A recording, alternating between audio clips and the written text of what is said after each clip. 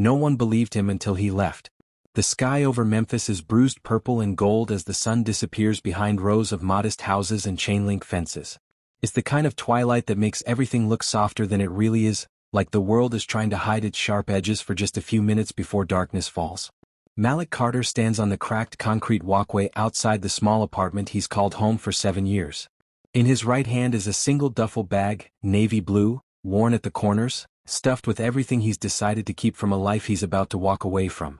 Inside that bag, 3 pairs of jeans, some t-shirts, his laptop, a sketchbook filled with designs nobody ever took seriously, and a framed photo of his mother that he couldn't leave behind. That's it. 7 years condensed into one bag that weighs maybe 30 pounds.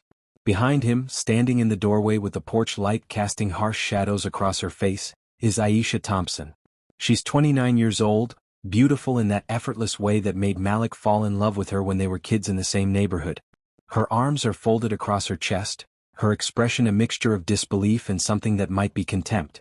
"You're really leaving?" she asks, her voice flat, emotionless, like she's asking about the weather rather than the end of their relationship.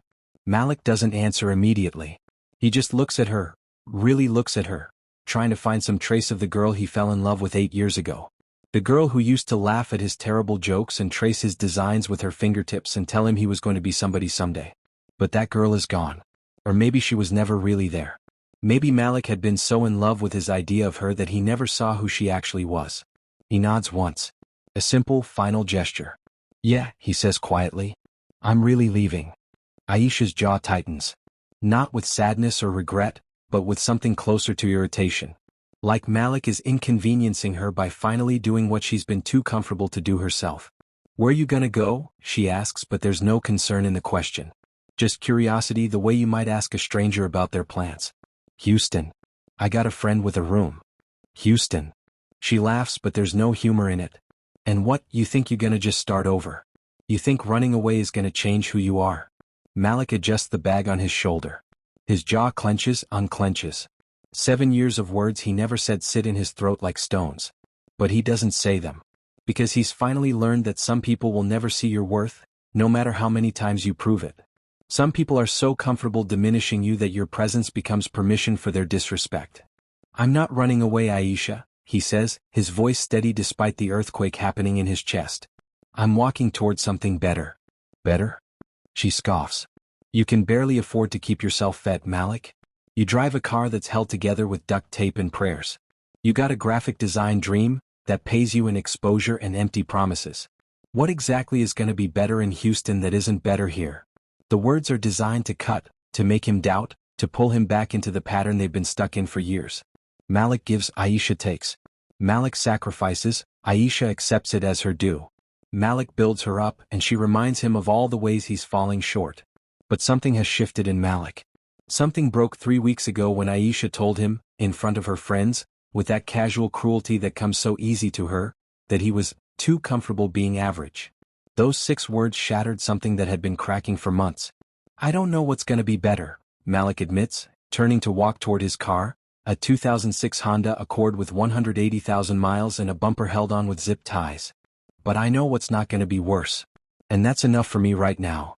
He doesn't look back as he opens the car door and tosses his bag in the back seat. He doesn't give Aisha the satisfaction of seeing the tears that are threatening to fall. He doesn't wait for her to call him back, to apologize, to suddenly realize what she's losing. Because deep down he knows she won't. And even deeper down he knows he deserves better than someone who would.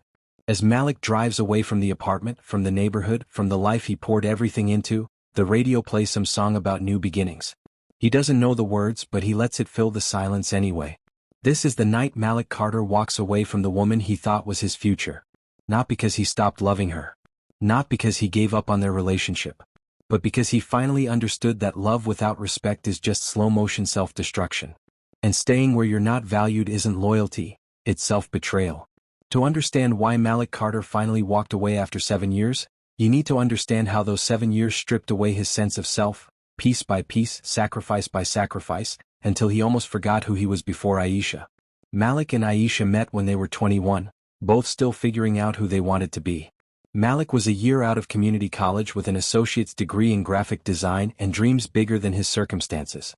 Aisha was working as a receptionist at a dental office, saving money for nursing school, beautiful and ambitious and magnetic in a way that made Malik feel like he'd won the lottery just by getting her attention. Their early days were the kind of love story that feels inevitable. Late-night conversations about their dreams. Weekend adventures on non-existent budgets. The kind of connection that makes you believe you've found your person, the one who sees your potential even when the rest of the world doesn't. "You're gonna be famous one day," Aisha used to tell him, watching him sketch logo designs in his notebook. "Your work is incredible, Malik. People are gonna pay serious money for this." That belief meant everything to him. Because Malik's own family, his mother who cleaned houses and his father who left when Malik was 6, couldn't afford to dream. They believed in survival, in steady paychecks, in not reaching for things that people like them weren't supposed to have. But Aisha saw something different in him. Or so he thought. The shift happened so gradually that Malik didn't notice it until it was too late. It started when Aisha got accepted into nursing school, a 2-year program that would require her to quit her job and focus full-time on classes and clinicals. "I need you to support us while I'm in school," she told him. Not asked. Told. "This is an investment in our future, baby. Once I'm a nurse, we'll be set.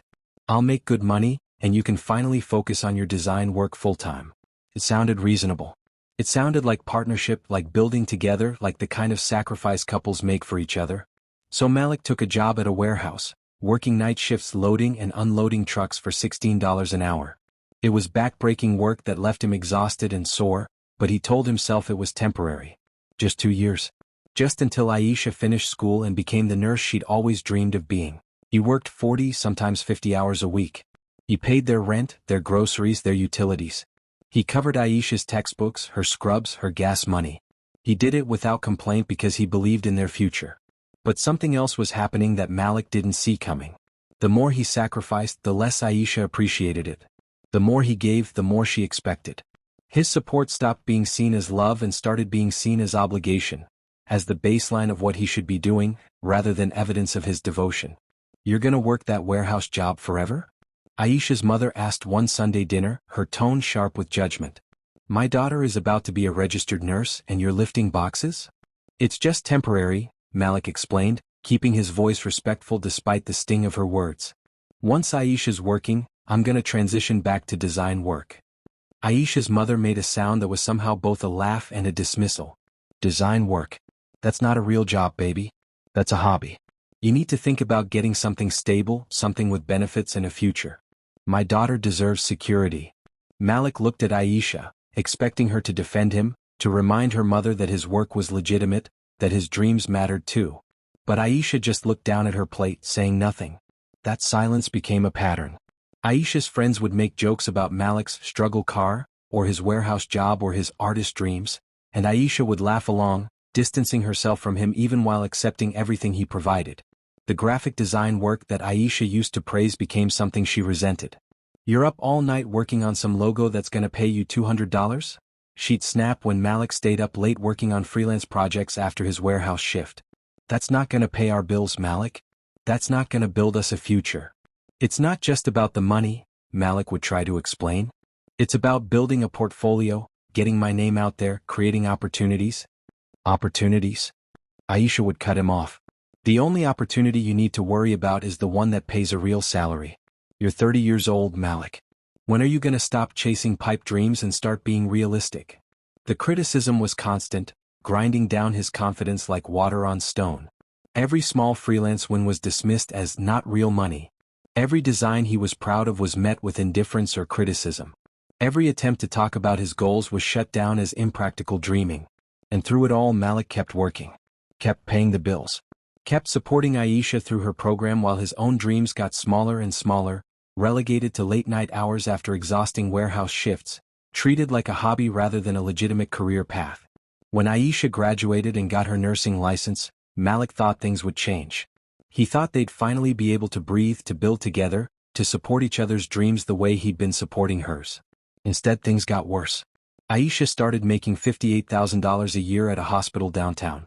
Good money, stable money, the kind of income that should have relieved the financial pressure on both of them.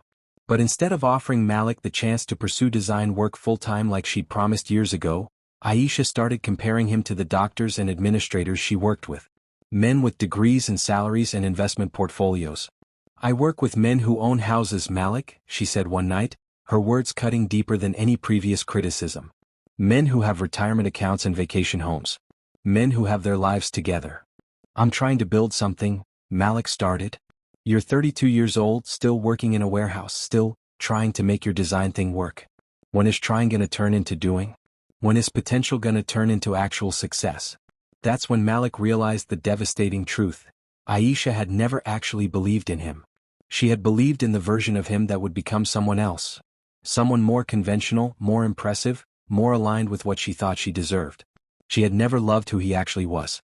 She had loved who she hoped he would eventually become. And when it became clear that Malik was committed to his own path rather than the one she'd decided he should take, she stopped pretending to respect him entirely. The final straw came 3 weeks before Malik walked away, at a dinner party with Aisha's nursing school friends. Successful, well-dressed women with boyfriends and husbands who had impressive job titles and expensive watches. Someone asked Malik what he did for work. "I work at a warehouse right now," Malik said, "but I'm also building a graphic design business. I've been doing freelance work." "He's comfortable being average," Aisha interrupted, laughing like it was a joke, but her eyes were cold. "I keep telling him to get a real job, but he's attached to his little art projects." The table went quiet for a moment. Then someone changed the subject, and Malik sat there feeling smaller than he'd ever felt in his life. That night, driving home in silence, Malik finally understood what needed to happen. He couldn't change Aisha's perception of him. He couldn't make her see his worth. He couldn't sacrifice enough or prove enough or earn enough respect to make her treat him like a partner instead of a burden. The only thing he could change was his decision to stay. The 3 weeks between that dinner party and the night Malik left were the longest and most painful of his life. Not because Aisha tried to make amends or suddenly recognized how deeply she had hurt him, but because she didn't. She continued treating him with casual disrespect, making comments about his lack of ambition, comparing him unfavorably to other men, and taking for granted everything he contributed to their life together. It was like she couldn't even see what she was doing. Or worse, like she saw it and didn't think it mattered. Malik spent those 3 weeks in a kind of emotional limbo, oscillating between anger, grief, and a strange, numb clarity.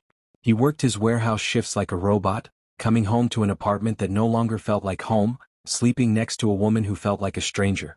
He started making plans. Quiet plans. The kind you make when you know that talking about leaving will only invite manipulation or mockery. His best friend since high school, a guy named Terrell who had moved to Houston 2 years earlier for work, told Malik he could crash in his spare room for as long as he needed. "Man, you should have left years ago," Terrell said when Malik finally told him what was happening. "I've been watching her treat you like you're not good enough, and I've been biting my tongue because you seemed happy. But you're not happy, Malik. You haven't been happy in years." The truth of those words hit Malik like a punch. He hadn't been happy. He'd been comfortable with unhappiness, mistaking endurance for love, confusing loyalty with self-betrayal. "I kept thinking if I just proved myself, if I just worked harder, if I just showed her what I was capable of, she'd see me differently," Malik admitted. "Brother, if someone needs you to prove your worth for 7 years, they're never gonna see it. You can't make someone respect you. They either do or they don't. And if they don't, all you can do is respect yourself enough to leave." Malik spent his last week in Memphis tying up loose ends. He sold his few pieces of furniture to a neighbor for cash. He withdrew his name from the lease. He packed his life into that single duffel bag, leaving behind everything that had become tainted by Aisha's disregard. The bed frame he'd built, the artwork he'd hung on the walls, the kitchen supplies he'd bought. He took only what was his and what mattered. The hardest part was telling his mother. Rosalind Carter was 63 years old, had raised Malik alone after his father left, and believed in the sanctity of relationships no matter how painful they became. "You love her," his mother said when Malik told her he was leaving. Not a question. A statement. "I do," Malik admitted. "But love isn't enough when there's no respect. And I can't keep living with someone who sees me as less than I am." His mother was quiet for a long time. Then she did something unexpected. She took his face in her hands and looked at him with tears in her eyes. "I stayed with your father for 3 years after I should have left," she said softly. "I stayed because I loved him, because I thought love could fix everything, because I was afraid of being alone. And those 3 years stole pieces of me I never got back. Don't make my mistake, baby. Don't let anyone make you smaller so they can feel bigger." That conversation gave Malik the final push he needed. On the evening he left, Malik came home from his warehouse shift to find Aisha getting ready to go out with friends. She was in the bathroom, applying makeup, humming to herself like it was any other Friday night. "Can we talk?" Malik asked from the doorway. "Can it wait? I'm meeting the girls at 7 and I still need to finish my face." "No. It can't wait." Something in his tone made Aisha turn around. She saw the duffel bag in his hand, saw his expression, and her eyes narrowed. "What's going on?" "I'm leaving." The words hung in the air between them like a challenge. "Leaving where? For how long?" "I'm leaving Memphis. I'm leaving this relationship. I'm done, Aisha." She stared at him for a moment, then laughed, that same dismissive laugh she always used when she thought Malik was being dramatic or unreasonable. "You're not serious."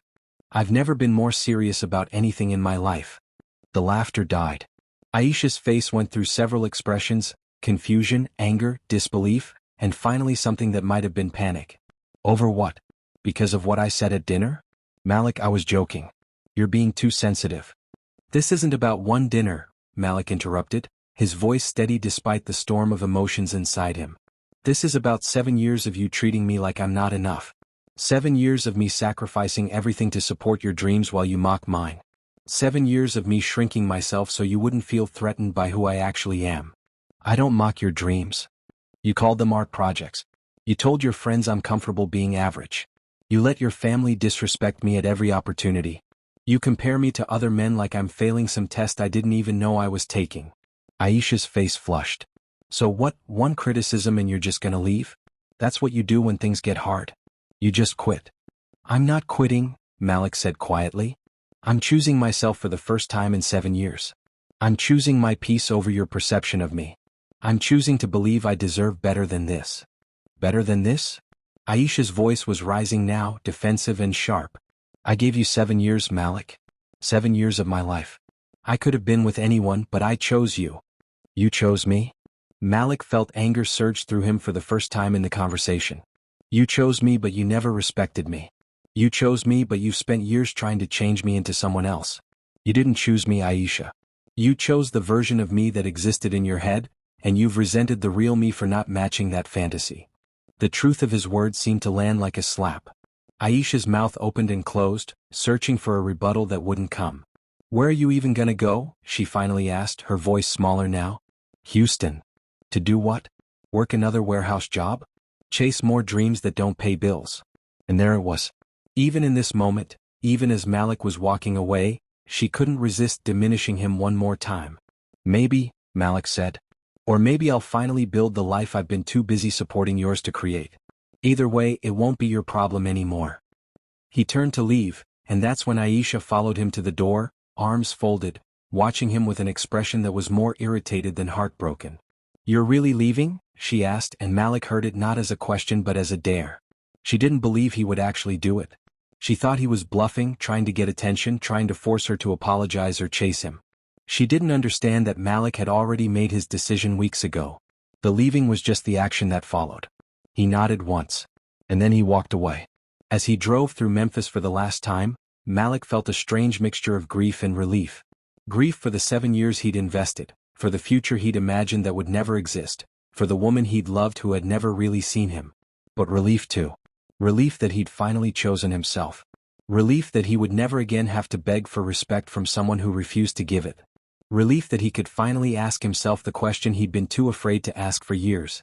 Who am I when I'm not trying to be enough for someone who will never think I am? The drive to Houston took 7 hours. Malik drove through the night, watching the city lights fade in his rearview mirror, feeling like he was leaving behind more than just a relationship. He was leaving behind a version of himself that had been slowly dying. When he arrived at Terrell's apartment at 4 a.m., his friend was waiting up for him. "You good?" Terrell asked. Malik thought about the question. Was he good? He was heartbroken. He was starting over with almost nothing. He was 32 years old, sleeping in a friend's spare room, with no clear plan beyond not going back. But he was also free. And freedom, even scary freedom, felt better than comfortable captivity. "I will be," Malik said. And for the first time in years he believed it. The first 3 months in Houston were harder than Malik had imagined. Not because he regretted leaving, he didn't, not for a second. But because rebuilding your life from scratch while processing the end of a 7-year relationship is like trying to build a house during an earthquake. Terrell's spare room was small but clean, just enough space for a twin bed, a desk and Malik's duffel bag. Terrell refused to take rent money at first. "Man, just get on your feet," he said. "You've been carrying somebody else for 7 years. Let somebody carry you for a minute." But Malik couldn't accept that. He'd spent too long being made to feel like a burden. So he insisted on contributing, buying groceries, cooking meals, helping with utilities once he started earning income. Within a week of arriving in Houston, Malik found another warehouse job. The pay was slightly better than Memphis, $18.50 an hour, but the work was just as exhausting. He took the overnight shift because it paid a differential and because working at night meant he had his days free for the work that actually mattered. During the day, while Terrell was at his engineering job, Malik turned the spare room into a makeshift design studio. He invested $300, nearly all the money he had left, into upgrading his design software and building a professional portfolio website. Every morning after his warehouse shift, Malik would come home, sleep for 5 hours, then spend the afternoon and evening doing what he should have been doing all along, treating his graphic design work like a real business, not a hobby he had to apologize for. He started reaching out to small businesses in Houston, offering design services at rates so affordable they'd be crazy to say no. Logos for $150. Social media graphics packages for $200. Website mockups for $300. The goal wasn't to make huge money immediately. The goal was to build a portfolio of real work for real clients, to prove to himself that his skills were valuable, to slowly rebuild the confidence that 7 years with Aisha had eroded. The first client who said yes was a black-owned coffee shop in the 3rd Ward called Brew and Soul. The owner, a woman in her 50s named Mrs. Patterson, needed a logo redesign and menu boards. "How much you charging, baby?" she asked when Malik showed her his work. $200 for everything, Malik said, then added quickly, "And if you don't like it, you don't have to pay." Mrs. Patterson looked at him over her reading glasses. "Why would I not like it? This work is clean. Professional. Better than what them expensive agencies downtown charge." She paid him in cash that same day, then did something that changed everything. She told everyone she knew about the young designer who did excellent work for reasonable prices. Within 2 weeks, Malik had 3 more clients, all referrals from Mrs. Patterson. Within a month he had 7. By month 3 he was making $2,500 a month from design work on top of his warehouse income. It wasn't life-changing money yet, but it was proof of concept. It was validation that his work had value, that he wasn't delusional for believing he could build something.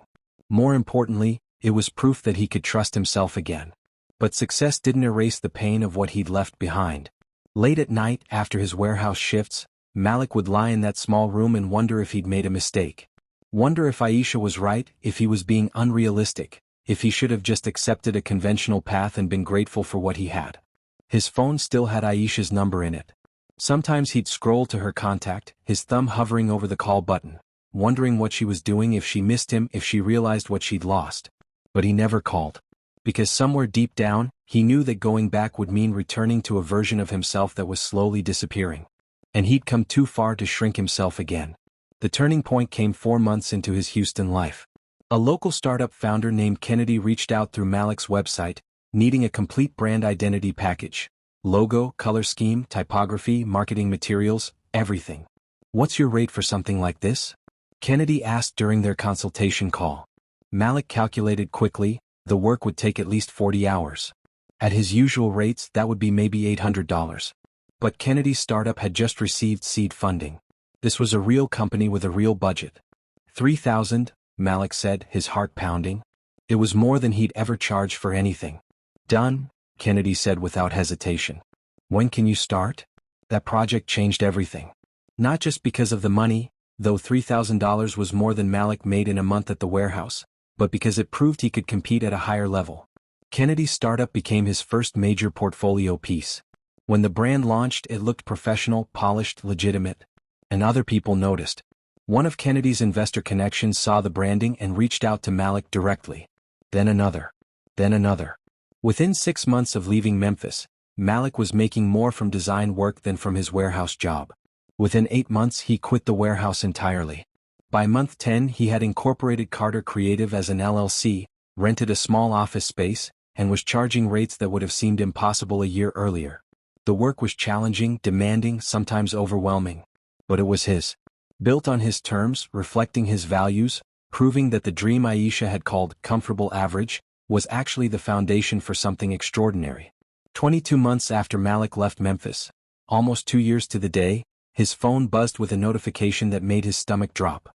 Aisha had viewed his LinkedIn profile. It was a small thing, meaningless really. But it sent Malik down a rabbit hole of wondering. What had prompted her to look him up? Did she miss him? Had she realized what she'd lost? He checked his own profile, seeing it through her eyes. Carter Creative now listed 8 employees. His title was founder and creative director. His portfolio included work for startups, local businesses, and even one national brand. The profile made him look successful, established. Exactly the kind of person Aisha had always wanted him to be. 3 days later, a message appeared in his Instagram DMs. From Aisha. Hey, long time. How have you been? Malik stared at those words for a solid minute, his thumb hovering over the keyboard, his mind racing with 1,000 possible responses. The petty part of him wanted to ignore her. The hurt part of him wanted to respond with cold indifference. The small part of him that still remembered loving her wanted to ask if she was okay, if she was happy, if she ever thought about him. Instead he wrote, I'm good. Busy with work. Hope you're well. Neutral. Polite. Distant. Her response came immediately, like she'd been waiting. I saw your company profile. Malik, that's amazing. I always knew you'd make it. I'm so proud of you. There it was. The revisionist history. I always knew you'd make it. As if she hadn't spent 7 years telling him his dreams were impractical. As if she hadn't called him average, mocked his work, made him feel like he was failing by pursuing the very path that had led to his success. Malik typed and deleted several responses. Finally he settled on, thanks. Nothing more. Because what else was there to say? But Aisha wasn't done. Can I call you? I'd love to catch up. Every instinct Malik had developed over the past 2 years told him to say no. Nothing good could come from reopening that door. But curiosity won out. Sure. Give me an hour. When Aisha called, her voice was different than he remembered. Softer, almost tentative. Like she was feeling her way through a conversation she'd rehearsed but wasn't sure would go the way she wanted. It's good to hear your voice, she started. Yeah. You too. Awkward silence. So, Carter Creative. That's really impressive, Malik. How did all that happen? He almost laughed. How did it happen? The same way he'd been trying to make it happen for years while she told him to give up and get a real job. I just kept working, he said simply. Kept building. Kept believing it was possible. I always believed in you, Aisha said, and Malik had to resist the urge to challenge that obvious lie. I think I got scared. It was the closest thing to an apology she'd offered, but it rang hollow. Because handling something wrong implied a mistake, an error in judgment. What Aisha had done wasn't a mistake. It was a sustained pattern of disrespect that had lasted years.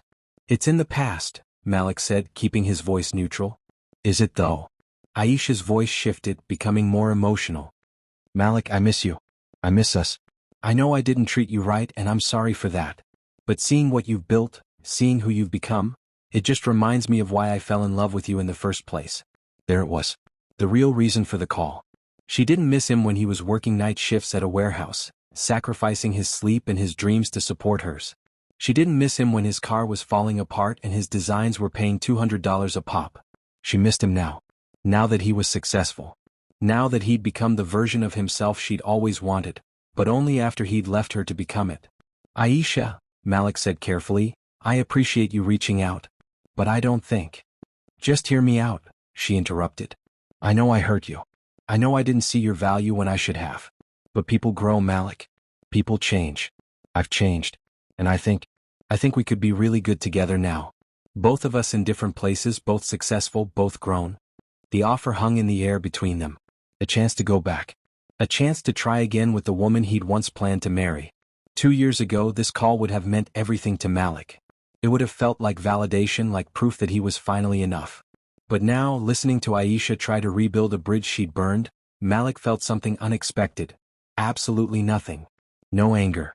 No longing. No temptation. Just a calm, clear certainty that the life he'd built without her was better than any life he could build with her. I don't think that's a good idea, he said finally. Why not? Malik, we were together for 7 years. That has to mean something. It does mean something. It means I spent 7 years trying to prove my worth to someone who couldn't see it. And I'm not interested in doing that again. I see it now. You see my success now, Malik corrected gently. That's not the same thing. You see the LinkedIn profile and the company and the clients. But that's not what I needed you to see. I needed you to see my worth when I had nothing to show for it except effort and belief. I needed you to see value in my dreams even when they weren't paying off yet. I needed you to respect me when respecting me wasn't convenient. Silence on the other end of the line. I'm not angry at you anymore, Aisha. I was for a while, but I'm not now. I don't want what we had. And I don't think what you're offering now is about me. I think it's about you realizing that the person you dismissed turned out to be someone worth knowing. That's not fair, Aisha said, her voice defensive now. Maybe not. But it's true. Another long silence. So that's it? You're just done? I was done 2 years ago when I left, Malik said. This conversation doesn't change that. He could hear her crying softly on the other end of the line, and part of him, the part that had loved her for 7 years, felt sad for her. But it wasn't his job to comfort her anymore. It wasn't his job to make her feel better about the consequences of her own choices. I hope you find what you're looking for, Malik said genuinely. I really do. But it's not gonna be with me. He ended the call and sat in his office. A real office now, with windows overlooking downtown Houston and artwork on the walls and a team of talented people building something meaningful, and felt an overwhelming sense of peace. Aisha's call had been a test he didn't know he needed to pass. A test of whether he'd regress, whether he'd fall back into old patterns, whether success would make him forget why he left in the first place. But he'd passed. Not with anger or vindictiveness, but with clear-eyed certainty about his own worth. He deleted her contact from his phone that night. Not out of bitterness but out of completion. That chapter was finished, and there was no reason to keep a bookmark on a page he'd never returned to. 6 months after Aisha's call, Carter Creative landed its biggest client yet. A national campaign with a major athletic brand looking to connect with urban communities in authentic ways. The contract was worth $250,000, more money than Malik had made in his entire life before starting his company. The day they signed the deal, Malik's team celebrated with champagne and music in the office. His employees, 8 incredibly talented designers and marketers who believed in his vision, danced and laughed and took photos for social media. But Malik stepped outside onto the office balcony, staring at the Houston skyline as the sun set, and thought about the distance between where he'd been and where he was now. 3 years ago, he'd been sleeping on a friend's spare bed, working overnight warehouse shifts, wondering if he'd made a terrible mistake by walking away from the only relationship he'd ever known. Now he was running a thriving creative agency, employing people, creating opportunities, and building something that mattered not just to him but to his entire community. But the success hadn't come the way he'd always imagined. He'd thought success would feel like vindication, like proof that everyone who doubted him was wrong. He'd thought it would feel like winning an argument he'd been having with the world. Instead it felt like peace, like alignment. Like he'd finally stopped trying to be someone else and started becoming fully himself. The athletic brand campaign launched 2 months later with billboards across Houston and Atlanta featuring designs that Malik had poured his soul into. Bold, authentic, representative of communities that usually got tokenized rather than truly seen. One of those billboards went up on a major highway in Memphis. Malik only knew because his mother called him, crying. "Baby, I'm driving past your work," Rosalind said through tears. "There's a billboard the size of a building with your name on it. Designed by Carter Creative. Malik, I'm so proud of you I can barely see the road. You were taking risks and I wanted security and I handled that wrong." "Pull over, Ma," Malik said, laughing and crying at the same time. "Don't crash looking at my billboard." But he understood what she meant. Because that billboard represented more than professional success. It represented vindication for every sacrifice she'd made, every double shift she'd worked, every time she'd believed in him when he couldn't believe in himself. The Memphis billboard had another consequence Malik didn't anticipate. Aisha saw it. He only knew because one of his old friends from Memphis sent him a screenshot of Aisha's Instagram story. It was a photo of the billboard with a caption that made Malik's jaw tighten. "Proud of this one. Always knew he'd make it. Red heart." The audacity of claiming pride in someone's success after doing everything possible to diminish them was almost funny. Almost. Malik's first instinct was to respond, to publicly correct the record, to tell everyone the truth about how Aisha had treated him.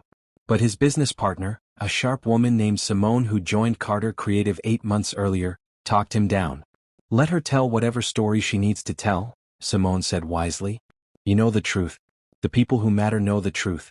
And her trying to claim your success just shows she still doesn't understand that she was never part of your story. She was just an obstacle you had to overcome." That perspective shifted something for Malik. Aisha wasn't the villain of his story. She was just a person who couldn't see his value, and that said more about her limitations than his worth. The real villain had always been the part of himself that believed her. The part that thought maybe she was right, maybe he was average, maybe his dreams were impractical delusions. Walking away hadn't just been about leaving Aisha. It had been about leaving behind the version of himself that accepted disrespect as love, that confused endurance with loyalty, that thought shrinking himself was the price of belonging. The most unexpected part of Malik's transformation wasn't the business success or the financial security or even the vindication of proving doubters wrong. It was discovering who he was when he wasn't performing for someone else's approval. In the 3 years since leaving Memphis, Malik had learned things about himself that he'd never had space to discover while trying to be enough for Aisha. He learned that he worked best between midnight and 4 a.m., when the world was quiet and his creativity flowed uninterrupted. During those 7 years with Aisha, he'd forced himself to work conventional hours because she complained about him always being on the computer late at night. Now he embraced his natural rhythm.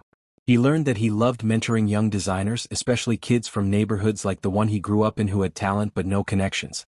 He started a free weekend workshop teaching graphic design fundamentals to high school students who couldn't afford expensive programs.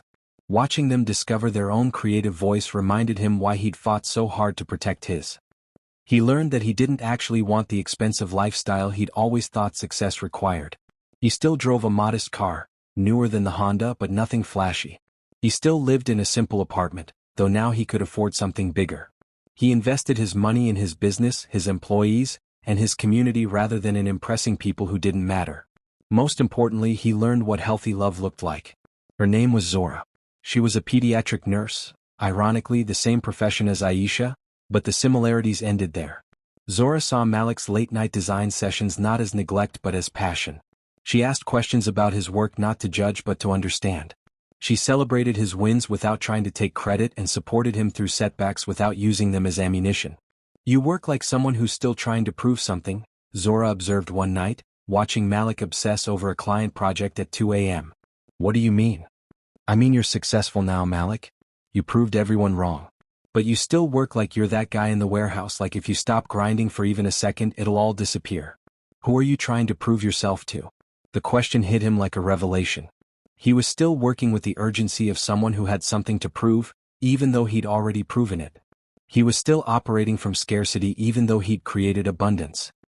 He was still carrying the weight of Aisha's doubt even though he'd long since left her behind. "I don't know," he admitted. "Maybe it's time to work from joy instead of fear," Zora suggested gently. "Maybe it's time to believe you deserve the success you created." That conversation changed Malik's relationship with his own success. He started delegating more, trusting his team, taking actual vacations. He started creating art just for himself again, designs that would never see clients or generate revenue, just because the process brought him joy. He started living like someone who believed he deserved good things, rather than someone who was terrified they'd be taken away. And the business thrived even more. Because when Malik stopped working from desperation and started working from inspiration, his creativity exploded. The work got better. The clients got bigger. The impact got deeper. Carter Creative became known not just for great design but for being a company that actually cared about the communities it served, that paid its employees well, that created opportunities for people who looked like Malik. By year 4, they'd expanded to a second office in Atlanta. By year 5, they were being featured in design publications as one of the most innovative agencies in the South. By year 6, other companies were studying Carter Creative's business model as an example of sustainable, ethical success. But the moment that mattered most to Malik came on a random Tuesday when one of his workshop students, a 17-year-old kid named DeAndre from 3rd Ward, got accepted to design school with a full scholarship.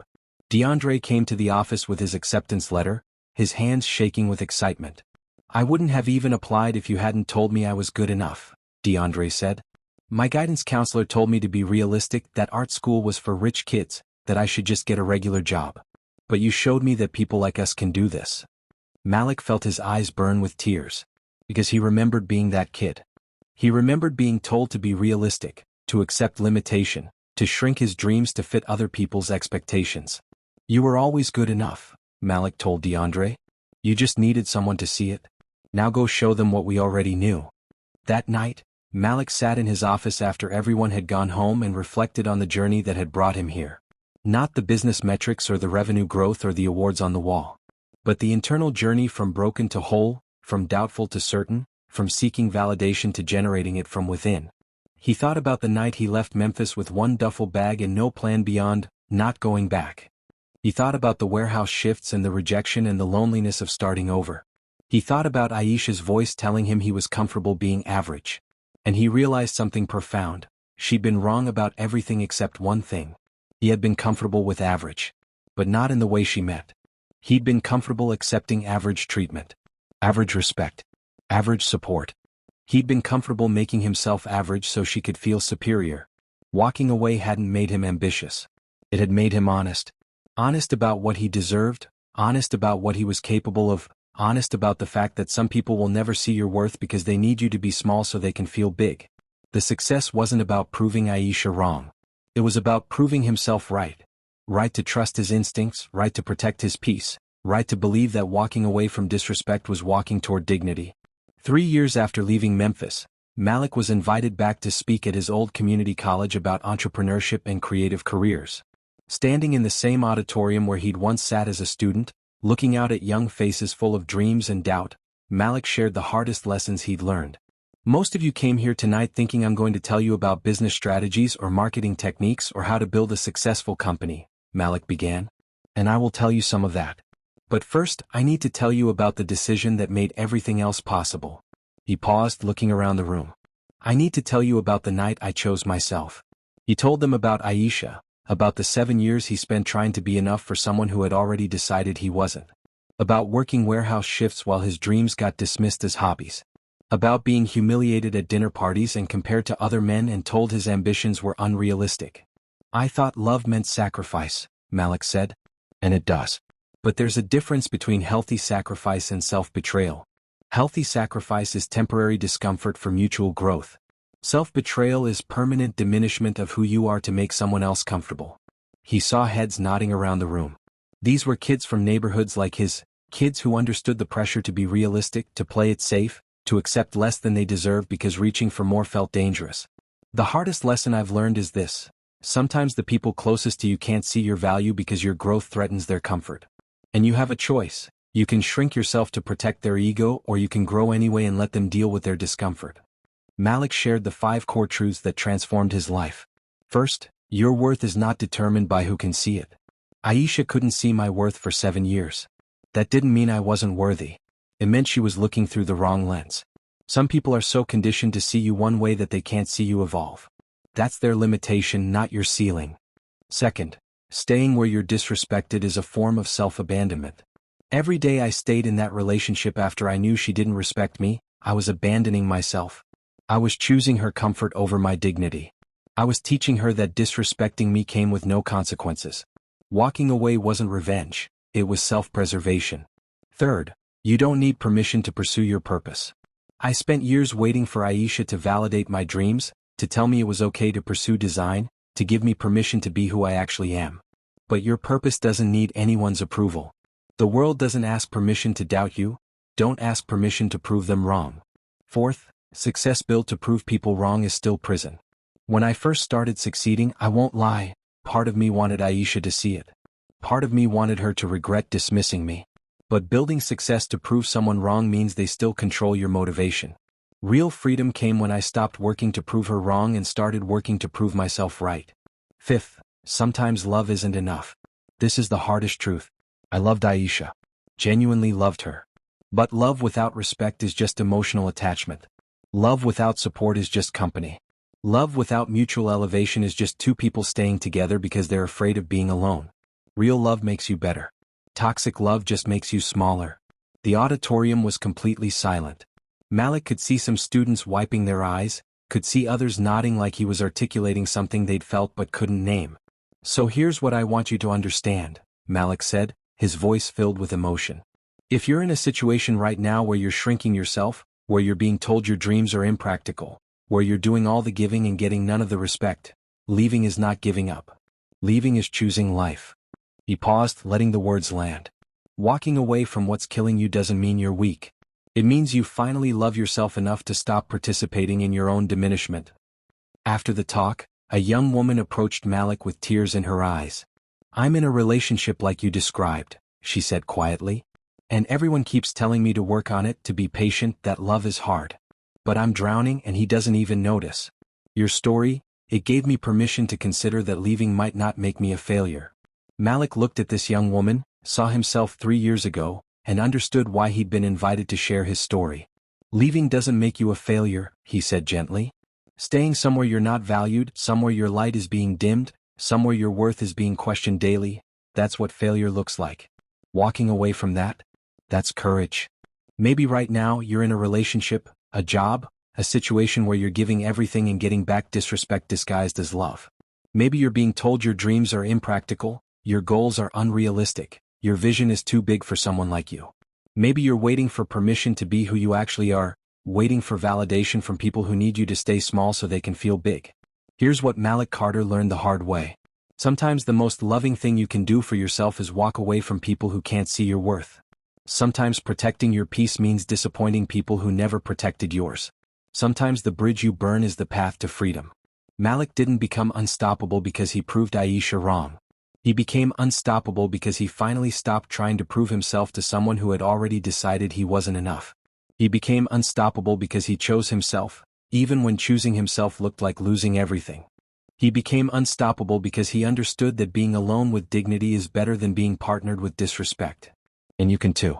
Your worth is not negotiable. Your dreams are not up for debate. Your value doesn't require anyone else's validation. If the people in your life can't see your light, that's not evidence that you're dim. That's evidence that they're too comfortable with darkness. Walk away. Not with anger, not with bitterness, not to punish anyone, but to save yourself, to protect your peace, to create space for people who will celebrate your growth instead of resenting it. 3 years from now, you could still be in that same situation, still making yourself smaller, still waiting for someone to finally see your worth. Or 3 years from now, you could be looking back at the moment you chose yourself, the moment you walked away, the moment you decided that your peace was worth more than someone else's comfort. The choice is yours. But I'll tell you this. If Malik Carter could go from that grocery store checkout line where he couldn't afford bread, from that apartment where he was told he was average, from that car packed with one duffel bag and no plan, to building a multimillion-dollar company, to creating opportunities for his community, to living a life of purpose and peace and authentic success, then so can you. Your story doesn't end where someone else failed to see your value. That's just the chapter where you stop asking permission to be extraordinary. Sometimes people can't see your worth until you remove your presence. Sometimes walking away isn't giving up, it's finally showing up for yourself. Don't stop now. Your transformation is waiting on the other side of your courage. If this story moved you, don't just scroll away, hit that like button, subscribe to Toshybest TV, and share this message with someone who needs a reminder that their story isn't over. Together we rise.